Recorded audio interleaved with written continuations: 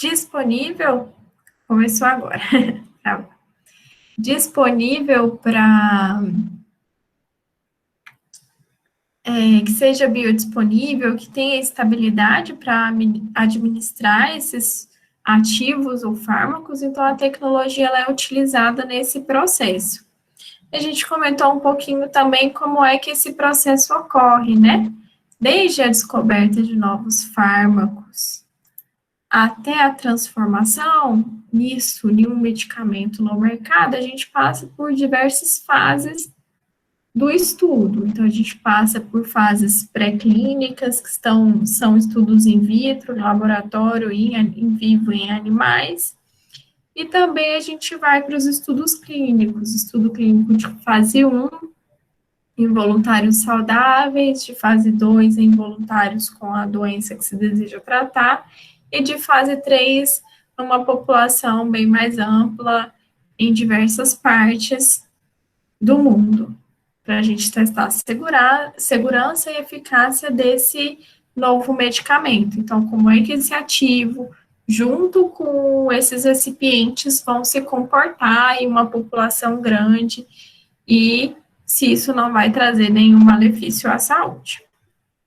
Então, a gente tem essas etapas para o desenvolvimento de novos medicamentos.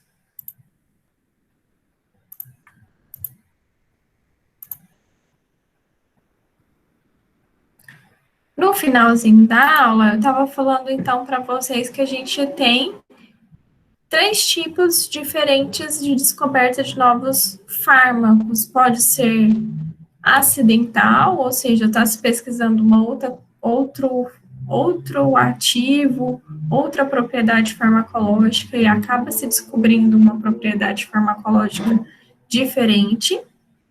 Triagem por pesquisas elaboradas, que é a modificação molecular baseada no mecanismo de ação, ou seja, já se conhece o mecanismo de ação que se deseja para determinada doença, e a síntese é realizada daquela molécula direcionando a esse mecanismo de ação, ou triagem aleatória, quando a gente pega diversas moléculas diferentes, vindas de diversos vegetais, por exemplo, e vai testando a atividade farmacológica desses diversos ativos. E aí, os testes são realizados in vitro, em cultura de células, avalia atividade enzimática, antitumoral, por exemplo, e também em vivo, experiência com animais e também mais específico para cada doença. Quando a gente tem um novo medicamento, o FDA, que é a Food and Drug Administration, lá dos Estados Unidos, que é a agência que regulamenta os medicamentos, a descoberta de novos medicamentos e a comercialização, e faz a legislação lá para controle de qualidade, de acordo com eles, um medicamento novo é qualquer um que não seja reconhecido como seguro e eficaz nas condições recomendadas de uso, segundo a experiência científica de especialistas qualificados. Quando é que isso ocorre? Quando é que a gente não sabe que um novo medicamento é seguro e eficaz? Um medicamento não precisa ser uma entidade química nova, um novo composto químico. Quando a gente tem uma alteração na formulação ou no método de fabricação de um medicamento, a gente passa a não saber mais se ele é seguro ou eficaz. Se eu alterar um recipiente daquele comprimido, uma das farinhas para produzir a massa, né, do comprimido, a gente pode ter alteração nessa formulação que vai gerar um efeito tóxico, pode gerar um efeito tóxico quando ingerido pelo paciente, ou seja, gerar uma absorção muito maior. Então, se a gente tem uma alteração na metodologia de preparo, foi preparado por uma máquina compressora diferente, ou num formato diferente, era comprimido e virou cápsula, a gente não tem mais certeza se ele é seguro e eficaz. Então, não precisa ser uma nova molécula para ser considerado um novo medicamento. Pode ser a associação de duas ou mais substâncias antigas que já vinham em dois comprimidos separados e desejou-se fazer uma formulação única. E pode ser um novo uso, regime de dosagem inédito, trocar uma via de administração, era oral, agora vai passar também a ser injetável, ou uma nova forma farmacêutica.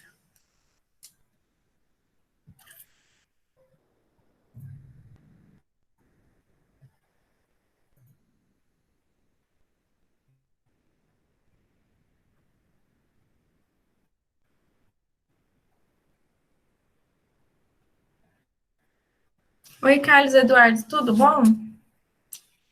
Vou escrever meu e-mail aqui para você.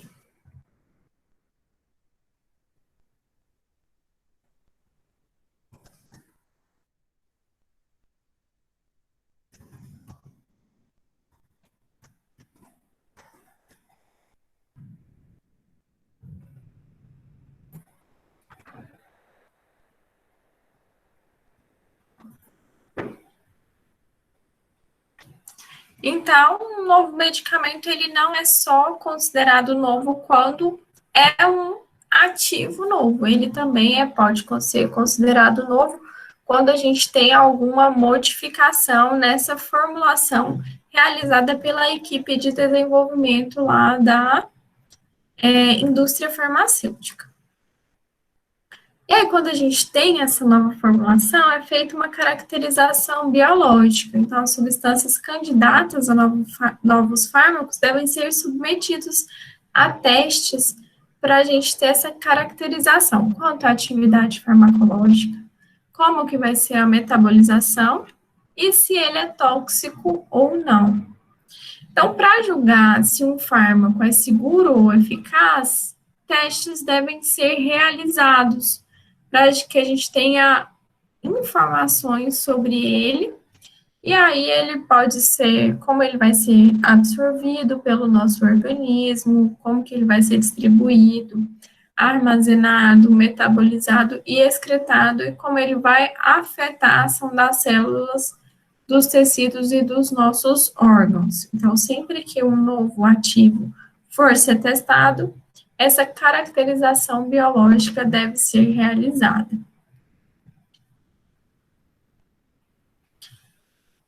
A caracterização farmacológica, compostos com estruturas únicas, exercem efeitos diferentes sobre o sistema biológico. Então, nessa caracterização farmacológica, a gente vai caracterizar a ação física, como o efeito protetor de pomadas, reagindo quimicamente, como o efeito de antiácidos, que reagem lá com ácido clorídrico produzido no estômago e reduz a acidez do estômago. Se o mecanismo de ação ocorre modificando a atividade metabólica dos patógenos invasores, como os antibióticos, então, se eles agem nas células do próprio organismo ou em outras células, como agir patógeno, se esse novo fármaco, ele atua modificando a bioquímica ou o processo metabólico das células do organismo, ou os sistemas enzimáticos para mudar o curso de alguma doença, por exemplo, os antidiabéticos, que atuam lá no pâncreas, influenciando a maior produção de insulina, por exemplo. Então, a gente tem que ter essa caracterização farmacológica para saber como é que esse novo medicamento vai atuar. Estudos de metabolismo são realizados em animais, quanto à absorção, distribuição, metabolismo e eliminação. É importante nessa etapa determinar a quantidade desse ativo que é absorvido e quanto tempo ele demora, então qual que é a velocidade de absorção por várias vias de administração. Quanto tempo esse medicamento demora para ser distribuído depois de administrado pelo organismo? Para quais locais ele vai, se acumula no organismo ou se é eliminado, em quantas horas? a velocidade que ele demora para ser metabolizado, proporção da dose administrada que é eliminada e qual que é a via de eliminação, é renal, é hepática. Então, tudo isso deve ser estudado. E também a caracterização toxicológica, que analisa os efeitos adversos desse novo ativo, novo candidato a fármaco. No estudo pré-clínico, deve-se prever com razoável certeza qual que é a segurança desse medicamento para estudo em vivo em humanos. Então, a gente está vendo aí novamente o desenvolvimento das vacinas e vimos que foi bastante testado em animais, em ratos de laboratório, para que a gente tivesse uma razoável certeza sobre a segurança antes que essas vacinas fossem para o estudo clínico em humanos. Essa extrapolação de garantir que seja seguro em humanos a partir dos estudos em vivo, ela é um pouco criteriosa, né? A gente extrapolar um resultado de um animal tão pequeno para um humano, mas eles são bastante necessários para que a gente tenha essa razoável certeza sobre a segurança. É importante lembrar que nenhuma substância química ou farmacêutica pode ser considerada totalmente segura. Então, dependendo da dose, a gente pode ter efeitos tóxicos. A gente tem diversos tipos de toxicidade aguda em curto prazo, que é a administração feita em um dia. Estudos de toxicidade subaguda e crônica, no mínimo 2 semanas de administração diária do fármaco, em 3 ou mais doses. Estudo de carcinogênese, empregando baixas doses intermediárias e altas durante 90 dias, para ver se esse novo fármaco vai causar morte de animais ou aparecimento de tumores. O tipo e o local e os resultados da necrópsia são coletados e avaliados. Estudos de reprodução para avaliar se esse medicamento tem alguma interferência na reprodução, fertilidade, e os estudos de genotoxicidade e mutagenicidade. Então, são estudos realizados para determinar se esse composto teste afeta a mutação do gene ou causa danos ao DNA e ao cromossomo. Então, todos esses estudos são feitos na parte de caracterização toxicológica de uma nova molécula. Então, só para a gente testar o conhecimento, eu fiz umas perguntinhas aqui sobre o conteúdo que a gente já viu até agora, para a gente tentar responder juntos e vocês pensarem um pouquinho comigo. Então, sobre isso que a gente aprendeu hoje. Após a descoberta de um possível novo medicamento, são necessários novos estudos para que esse medicamento seja comercializado. Que estudos são esses, né? Quando a gente tem um candidato a novo medicamento, são esses estudos que a gente está falando todo dia aí na nossa mídia, né? Os estudos clínicos e pré-clínicos para a gente ter um novo medicamento. Então, primeiro os pré-clínicos, que são esses estudos em animais de caracterização, e depois, para a gente ter um lançamento no comercial desses novos medicamentos, são realizados os estudos clínicos. A gente tem estudo clínico de fase 1, fase 2, fase 3. O de fase 1 são testados em voluntários saudáveis, então aqui estava pedindo na questão para explicar cada uma dessas fases. O pré-clínico em animais, o clínico de fase 1 em voluntários saudáveis, para a gente testar segurança. O de fase 2 em voluntários com a doença, para a gente testar eficácia. Então, se realmente esse novo medicamento é capaz de tratar essa doença. E o de fase 3, que é realizado em uma grande população para confirmar essa segurança e essa eficácia. O fase 4, ou fase de comercialização, é para a gente ver como isso se comporta, estando em todo o mercado. Coloquei uma perguntinha número 2, cite 2 possíveis fontes de novos medicamentos e como pode ocorrer a descoberta desse medicamento. Então, a gente comentou na aula de hoje que a gente tem diversas fontes novas de medicamentos.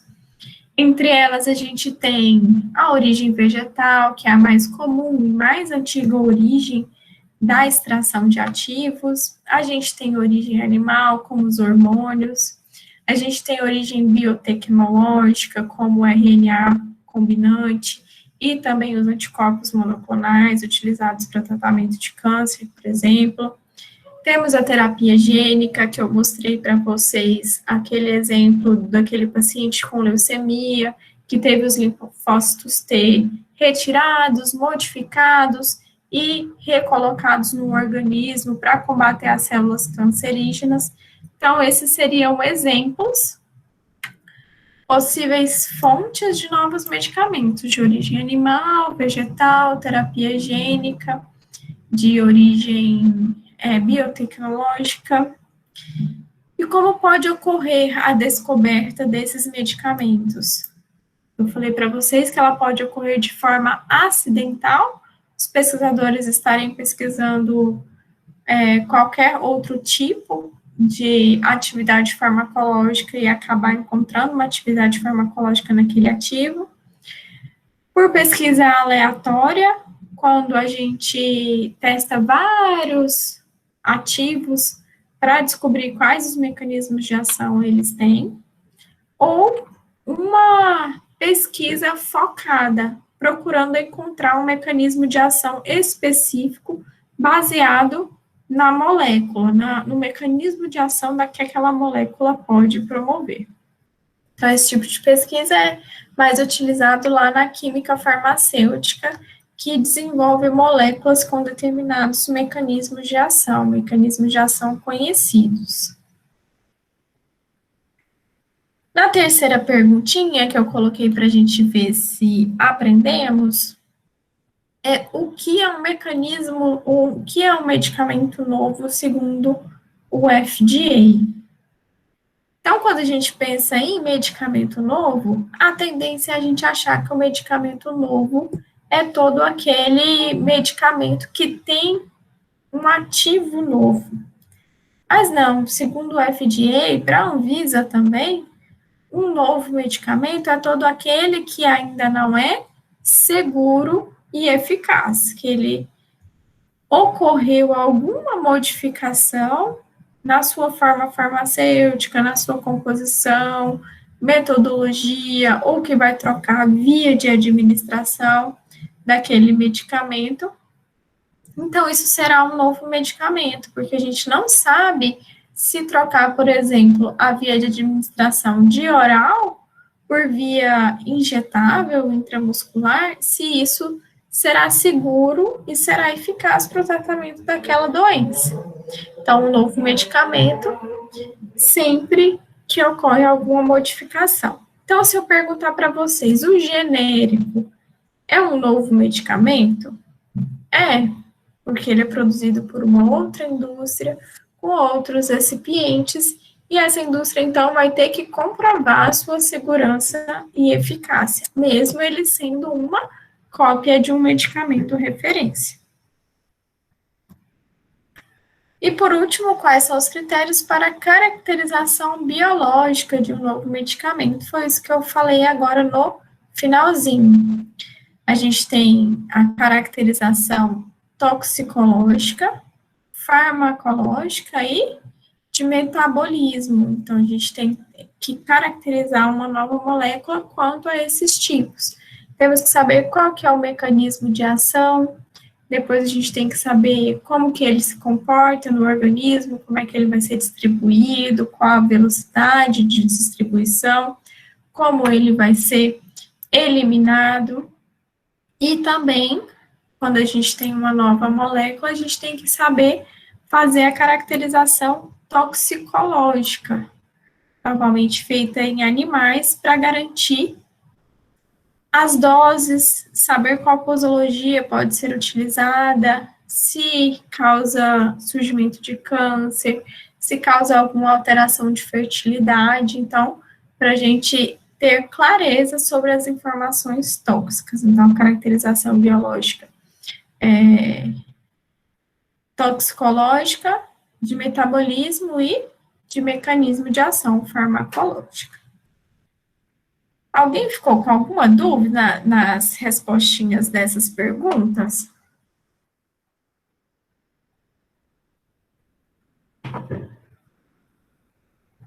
Hoje eu vou respondi para vocês, mas nas próximas aulas vou deixar para vocês responderem.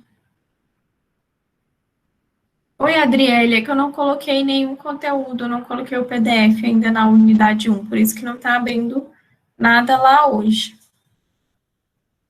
Eu vou colocar os slides hoje.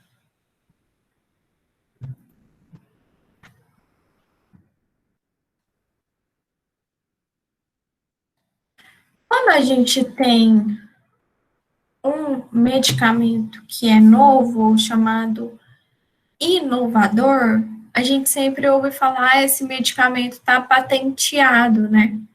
O que é isso? Tem uma proteção intelectual.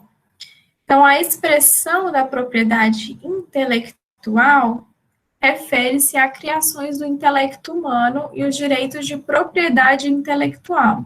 Protege o interesse de quem criou aquilo lá, dando direito de propriedade sobre sua criação e, em contrapartida, revelando o invento para a sociedade. Então, a pessoa que desenvolveu protege aquilo durante um tempo e daqui a um tempo isso vai ser divulgado para a sociedade. Então, geralmente, 10 anos a gente tem a quebra de patente. A patente, ela é feita pelo Instituto Nacional de Propriedade Industrial.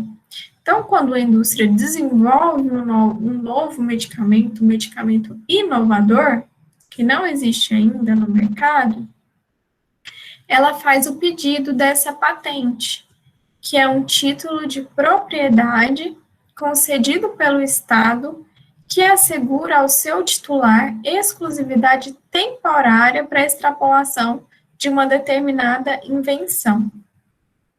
Em troca, uma vez que esse prazo de patente de vigência expira, todo o conhecimento envolvido no desenvolvimento e produção desse objeto da patente vai virar de domínio público e poderá ser utilizado pela sociedade. Então, enquanto durar essa patente de um novo medicamento, a indústria vai poder explorar sozinha durante esses 10 anos sobre essa produção, essa invenção que ela fez, que foi o desenvolvimento de um novo medicamento, um medicamento inovador. Depois desse prazo, essa patente é quebrada e outras indústrias vão ter acesso a como isso foi produzido. Então, acesso a todo o desenvolvimento e produção desse objeto da patente. A função da patente, então, é proteger o seu titular contra a reprodução e a comercialização indevida durante esse tempo que esse produto vai estar patenteado. E por que isso funciona bem na indústria farmacêutica? Como que ocorre a inovação no setor farmacêutico? A gente tem o lançamento, o aprimoramento desses produtos, é uma das principais estratégias adotadas pelas indústrias e de extrema importância para a competitividade, que depende da inovação tecnológica e exige alto investimento em pesquisa e desenvolvimento. Então, a indústria investe um monte de dinheiro em tecnologia farmacêutica para desenvolver um novo medicamento, um medicamento inovador. E por isso, ela solicita essa patente, para durante esses 10 anos primeiros, ela conseguir retornar todo esse investimento. Então, durante 10 anos, esse medicamento, que é chamado de referência, ele é comercializado apenas por essa indústria, para que eles consigam um retorno exclusivo durante esse período. Em 2014, o setor farmacêutico foi o segundo maior setor de pesquisa e investimentos em pesquisa e desenvolvimento no mundo. Ficou atrás apenas do setor de tecnologia. Então, grandes investimentos são feitos no setor farmacêutico porque o aprimoramento dessa inovação no setor farmacêutico gera bastante competitividade entre as indústrias farmacêuticas e gera bastante retorno financeiro, principalmente se a indústria conseguir patentear esse novo medicamento. A atividade de pesquisa e desenvolvimento envolve desde a pesquisa e seleção dos princípios ativos, inovadores e seu desenvolvimento, a realização dos testes pré-clínicos e clínicos que requerem uma estrutura e logística complexa e de alto custo. Então, se a gente for imaginar, desde pegar a síntese de um novo fármaco, desenvolver esse novo medicamento, escolher uma via de administração, fazer os testes em animais, fazer os testes clínicos desse novo medicamento, quanto tempo e quanto dinheiro não é investido. Então, essa atividade de pesquisa e desenvolvimento envolve um tempo enorme e uma grande quantidade de investimento, e por isso que o setor farmacêutico procura ter patentes para que possa explorar durante 10 anos esse produto. Deu para entender? Alguém tem alguma dúvida sobre a patente?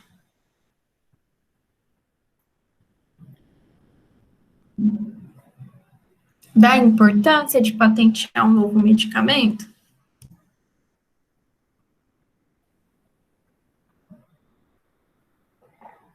Vocês estão... O primeiro era 20 anos, não era? Patente? Para o desenvolvimento, isso, são cerca até de 10 a 15 anos para desenvolver um medicamento. Não, para comercialização, só ele só tem a patente, não era 20 anos, não? São 10, não são, não? Não sei, acho que são... que era 20 anos, para depois alguma outra pessoa poder fazer essa... Eu acho que são 10 anos, posso confirmar depois, mas acho que são 10 anos.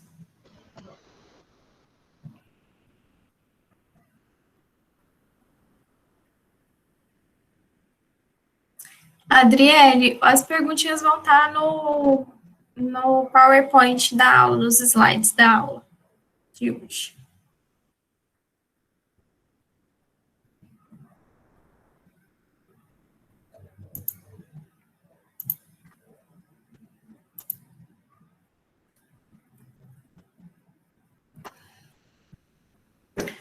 E daí veio, então, a política dos medicamentos genéricos, né? O medicamento genérico, o medicamento similar àquele produto de referência, ou esse inovador, que foi primeiramente patenteado, que se pretende ser intercambiável, geralmente produzido após a expiração ou renúncia dessa proteção patentária ou de outros direitos de exclusividade. Comprovada sua eficácia, segurança e qualidade, ele é designado pela denominação comum brasileira, a sua ausência pela denominação comum internacional. Então, as indústrias farmacêuticas menores, que possuem menos aporte financeiro para investir nesse desenvolvimento de produtos inovadores e investir nessas fases pré-clínicas e clínicas, produzem normalmente esses medicamentos genéricos, porque quando ocorre essa quebra patentária ou a renúncia dessa proteção patentária, a indústria tem acesso de como que é a produção daquele medicamento, de como ele foi desenvolvido, quais são os recipientes, tem acesso a inúmeras informações que podem ser replicadas sem tanto investimento em pesquisa e desenvolvimento. E aí, quando o setor de desenvolvimento farmacotécnico que a gente chama, pega uma patente que foi quebrada, ela pode desenvolvê-la na sua indústria com menor custo um medicamento genérico, desde que seja comprovada eficácia e segurança e que seja equivalente. Para isso, são realizados testes de equivalência farmacêutica e de bioequivalência. Então, a gente realiza testes laboratoriais in vitro que comprovam a equivalência desse medicamento e também a indústria é responsável por realizar testes de bioequivalência. Então, ao invés daqueles ensaios clínicos e pré-clínicos, apenas comprova a equivalência. Aqui, por exemplo, no estado, a gente tem o Instituto de Ciências Farmacêuticas, que terceiriza esse tipo de teste para indústrias farmacêuticas, principalmente aqui do estado. Então, se a indústria desenvolver um novo medicamento genérico, ela contrata essa empresa que realiza esse teste, compara a administração do medicamento referência com a administração do medicamento genérico e comprova que eles comportam de forma equivalentes no organismo humano, ou seja, que tem a mesma biodisponibilidade, no mesmo tempo, utilizando a mesma posologia. Comprova, sim, que tem a mesma equivalência e bioequivalência, e assim a indústria investe menos dinheiro e por isso esse medicamento sai a um custo mais acessível para o consumidor. Então, a legislação dos medicamentos genéricos, né, vieram para isso, para gerar esse custo mais acessível. O fabricante deve investir no desenvolvimento farmacotécnico de um produto que cumpra as mesmas especificações in vitro em relação ao medicamento referência. Então, ele ainda vai investir em desenvolvimento farmacotécnico, mas bem menos do que aquele investimento inicial para um produto inovador. E esse produto vai ter que cumprir as mesmas especificações in vitro. Entretanto, se aceita que a formulação e o processo de fabricação não precisam ser totalmente idênticos, desde que essas diferenças não comprometam diretamente a bioequivalência, ou seja, a velocidade de absorção, a quantidade administrada seja a mesma, a velocidade de eliminação. Então, esses testes são realizados com voluntários saudáveis, administrando o medicamento referência e fazendo coletas do sangue de tempos em tempos para ver em quanto tempo a gente tem um pico plasmático do medicamento referência e compara isso administrando nesse mesmo voluntário o medicamento genérico e compara esses picos plasmáticos. Se forem equivalentes, bioequivalentes, o medicamento genérico, então, é aprovado e pode ir para a comercialização muito mais rápido que o tempo de desenvolvimento de um medicamento totalmente inovador.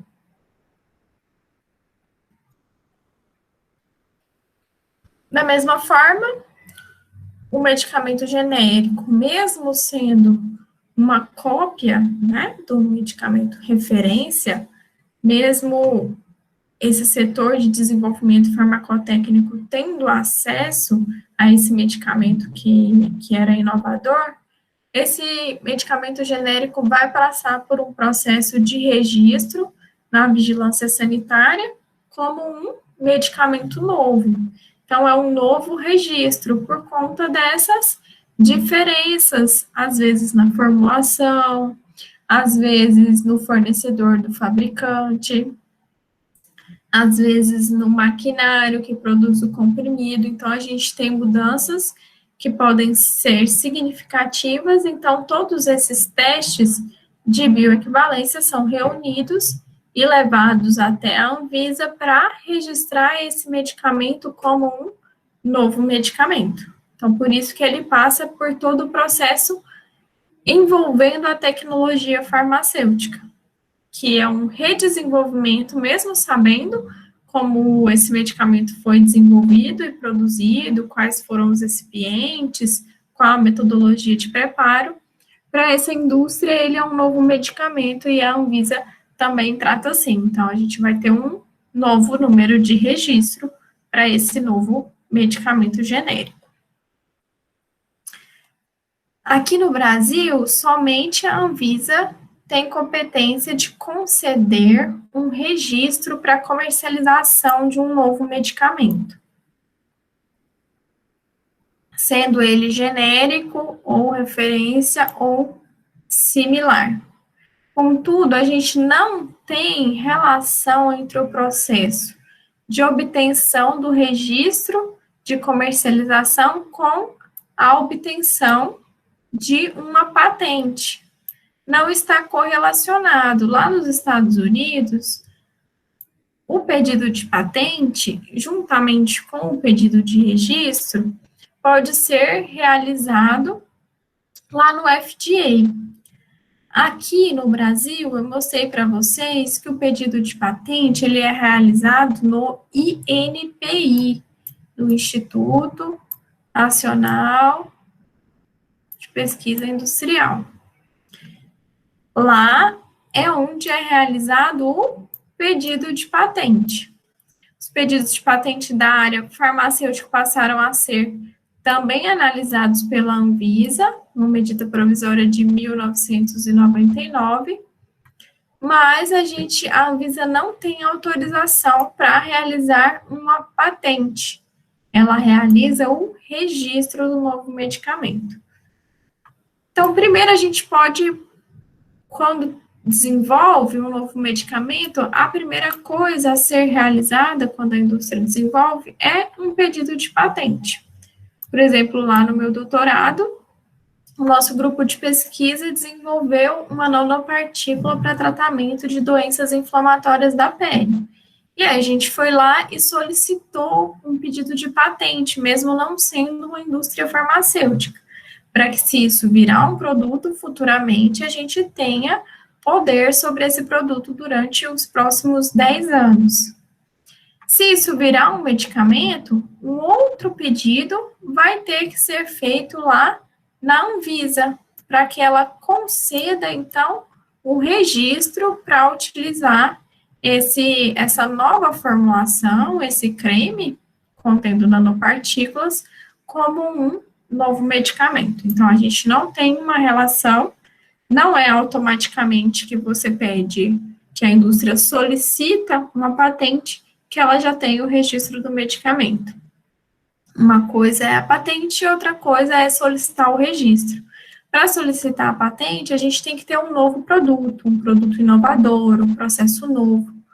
Para solicitar o registro de um medicamento, a gente tem que ter todos aqueles ensaios pré-clínicos e clínicos comprovando a segurança e eficácia desse medicamento. Então, a patente a gente pode ter apenas o produto, sem saber se ele é seguro e eficaz ainda, e depois que souber que ele é seguro e eficaz a partir desses estudos clínicos, a indústria, então, solicita esse pedido de registro para a Anvisa. Nos Estados Unidos, então, ocorre a interação entre as instituições responsáveis pela concessão de registro de medicamentos e patentes. O trabalho é realizado em conjunto lá com a FDA.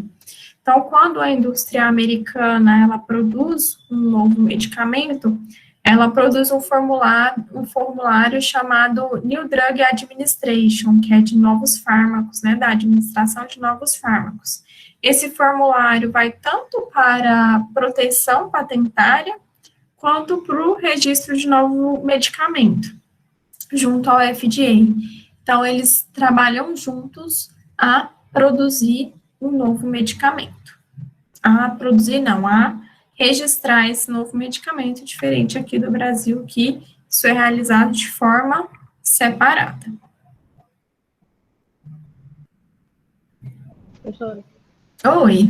olhei aqui há 20 anos, viu? É 20 mesmo? 20 anos. Ah, obrigada.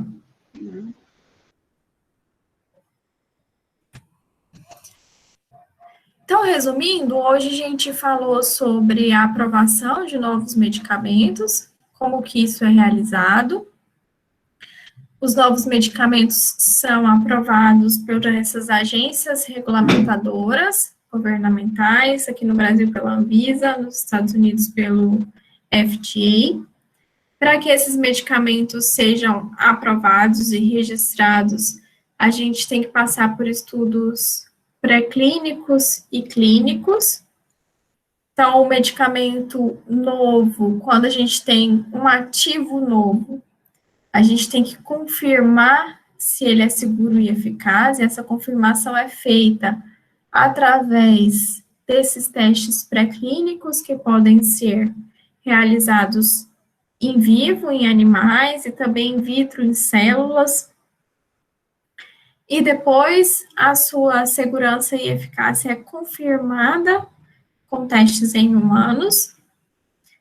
A gente pode ter medicamentos novos ou inovadores a partir da descoberta de novos fármacos, através de fonte natural, animal, terapia gênica, fonte biotecnológica, e para isso a gente tem que fazer uma caracterização biológica desses novos fármacos.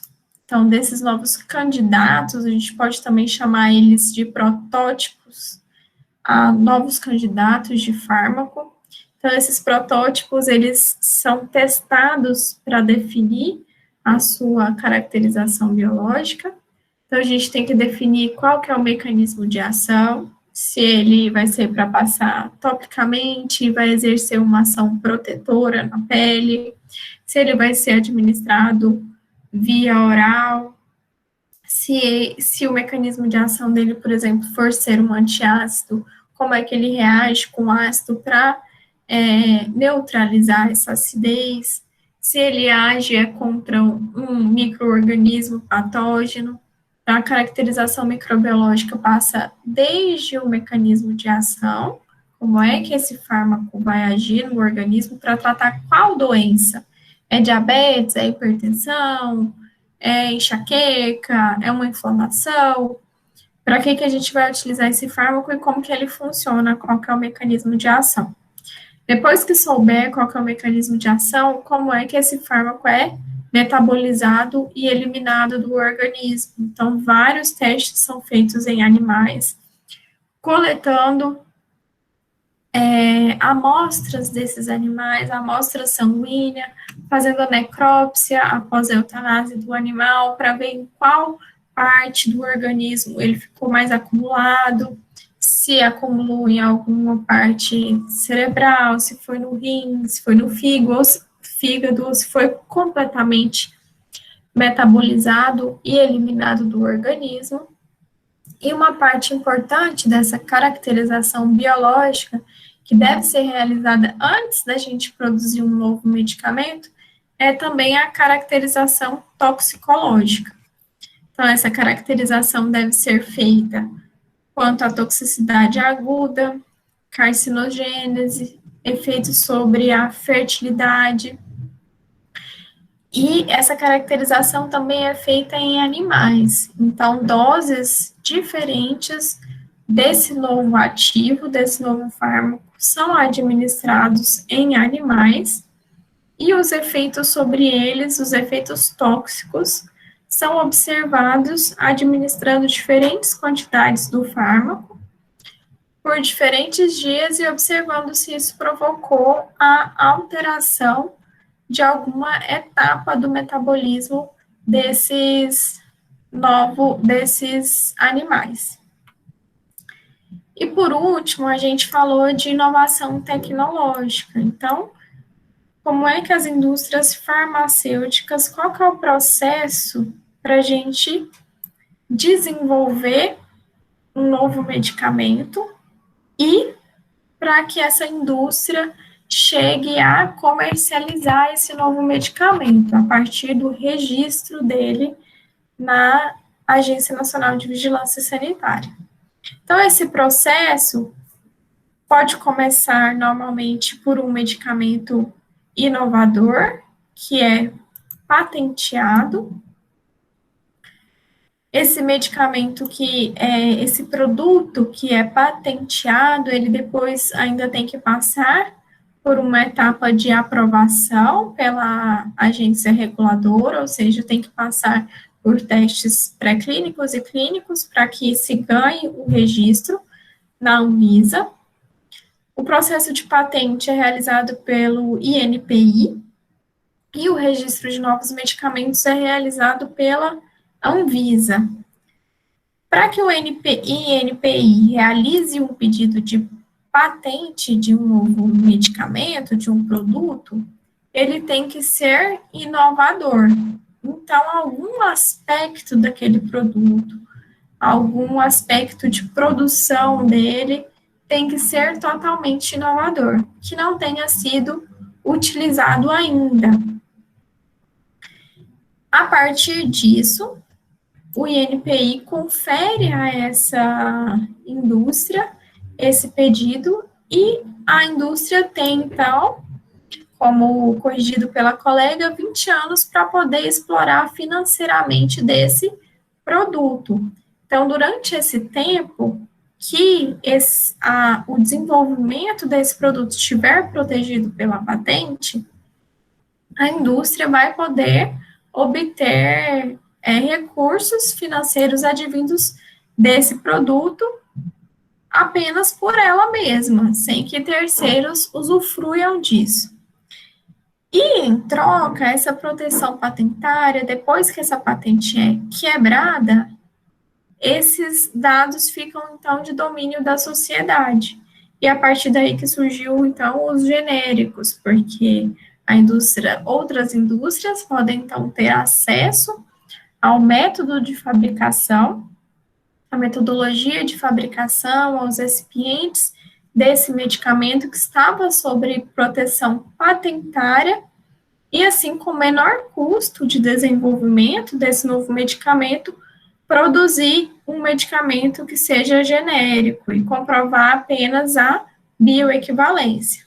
Ainda tem custos razoáveis para a produção de um medicamento genérico? Sim, porque novos recipientes vão ser testados, às vezes modifica a metodologia de obtenção, os estudos de bioequivalência têm que ser realizados. Então, a gente tem aí apenas alguns estudos, alguns medicamentos que são líquidos e às vezes injetáveis não necessitam desse estudo de bioequivalência, mas a maioria deles, para registro, os medicamentos genéricos têm que passar por esses estudos. Então, ainda há um tempo que a indústria leva para produzir esses medicamentos genéricos, para que eles possam ser registrados e começar a ser vendidos. Mas, ainda assim, é um custo bem menor do que aquela indústria que faz medicamentos referência. Então, que ela investe um dinheiro muito maior, e é por isso que a gente vê essas diferenças na hora da comercialização entre os medicamentos genéricos e os medicamentos referência.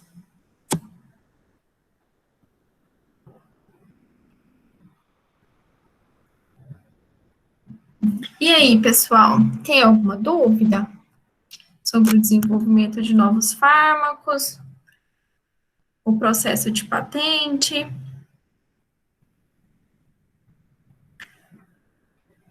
Nas próximas aulas, então, a gente vai discutir um pouco sobre as vias de administração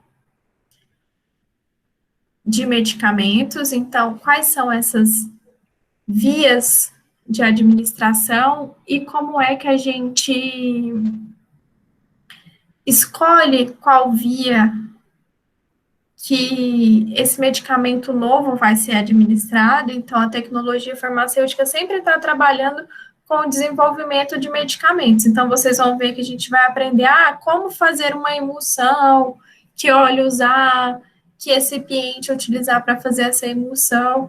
Então, para começar a falar sobre isso, na semana que vem a gente vai começar, então, falando sobre essas considerações biofarmacêuticas e as diversas vias de administração.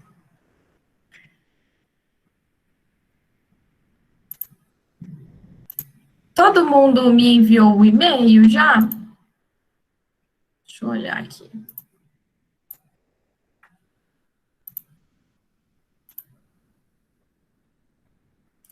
Quase todo mundo, algumas pessoas ainda que estão aqui no Meet não enviaram lá, tem 60 e-mails e aqui tinha 65 pessoas, né? Hoje eu vou fazer a presença sobre em cima desses e-mails aqui que vocês me enviaram, como a gente já fez as perguntinhas e eu respondi com vocês.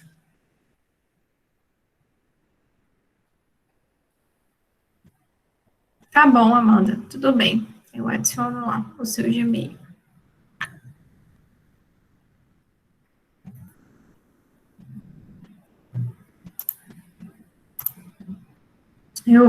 Tô salvando o PDF aqui agora para colocar já para vocês terem o PDF dos slides.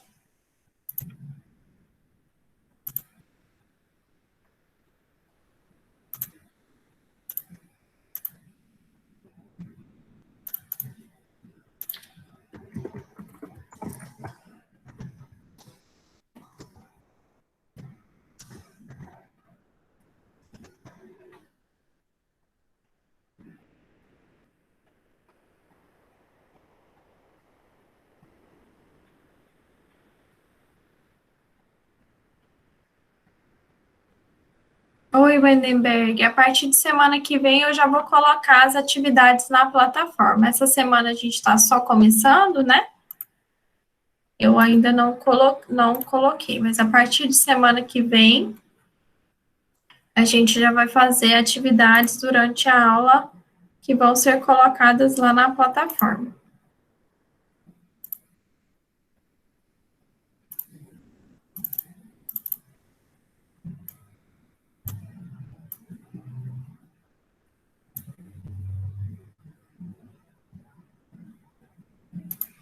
Eu já coloquei o PDF aqui dos slides de hoje.